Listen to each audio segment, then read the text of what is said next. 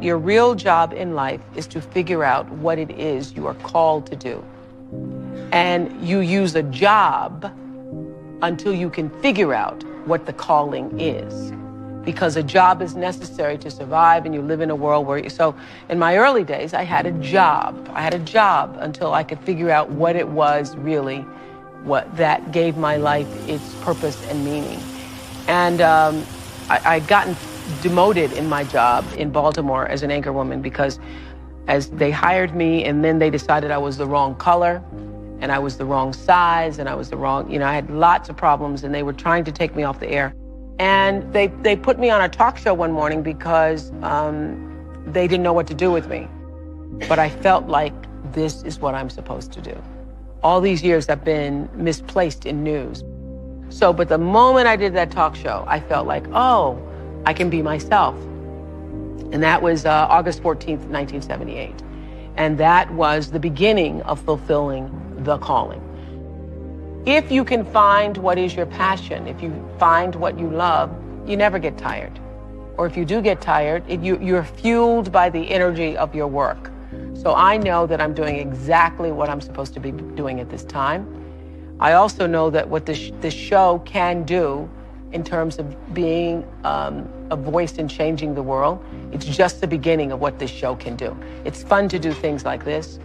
But, and it's necessary to do things like this in order to be able to do the bigger, grander things, to change what happens to the face of children in Africa, for example, or what happens to education with kids in this country. So I believe that, that what has happened to me is really the beginning of the greater passion to come. But if you find out what you're supposed to do, and you know what you're supposed to do by how it feels, and so you know if you're doing the right thing, if it feels like it's right to you.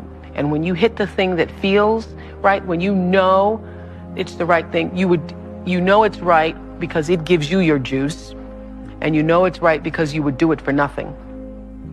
You would do it for nothing and find a way to be able just to do it in order to be able to continue.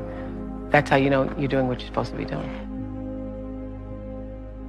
There were many days that I sat in my chair across from 1 or 2 or 5 or 6 or 7 people, and I would be so frustrated because I just wanted to shake people sometimes and say, why didn't you pay attention to your life?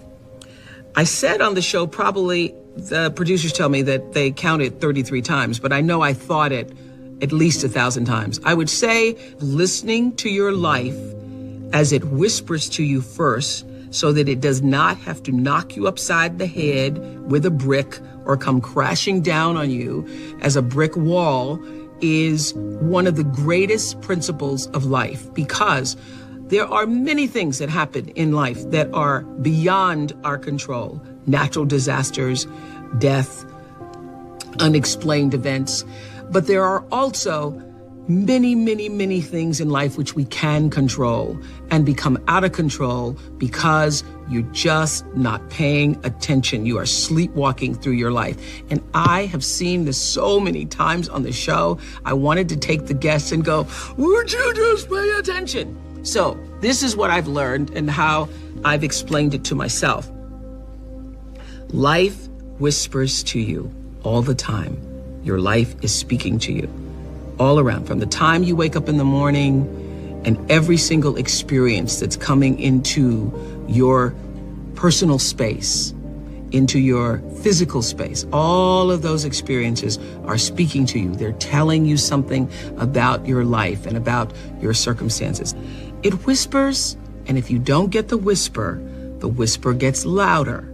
If you don't get the whisper, when it gets louder, it gets, I call it like a little pebble, like a little thump upside your head. When I was a kid, if I was doing something my grandmother didn't like, she'd just turn around and thump me. She wouldn't even look at me. She'd just give me a thump, and I'd know that's my cue to stop it, or we're gonna get worse. The whisper is the message, the pebble or the thump upside the head. Usually it's gone into a problem. You don't pay attention to the problem becomes a brick upside your head. The brick upside your head is a crisis. You don't pay attention to the brick upside your head. The crisis turns into a disaster, and the whole house brick wall comes falling down. Many of you, as I have been, as I am, are where you are in your life based upon what you believe. And it's not just what you think you believe on the surface, it's also your shadow beliefs that are holding you back from moving into the life that you believe you deserve. What I know is if you're not looking at the shadows, if you're not looking at what is subconsciously running through the tape in your mind, telling yourself you're not good enough, you're not worthy enough, you're not smart enough, you're not enough, which is a tape that's playing for a lot of people. If you're not conscious of that, then you end up acting out of that belief system and not out of what you know to be the truest or want to be the truest for yourself. But you don't become what you want, because so much of wanting is about living in the space of what you don't have. So if you start to think about that, really, why are you where you are in your life? The choices that you have made have been because of what you believe to be true for yourself. But I have always had the deep understanding for myself that if anything was going to move forward in my life, that I was going to have to be responsible for making that happen. And I know that to be true now and can articulate it as you are responsible for your life. And if you're sitting around waiting on somebody to save you, to fix you, to even help you, you are wasting your time, because only you have the power to take responsibility to move your life forward. And the sooner you get that, the sooner your life gets into gear. This is what I know from doing 25 years and thousands of interviews on the Oprah Show. It does not matter where you come from. I have seen people come out of the desert, walk across the desert, being born in the most dire of circumstances. Doesn't matter what your mama did, whether she did or had a PhD or no D.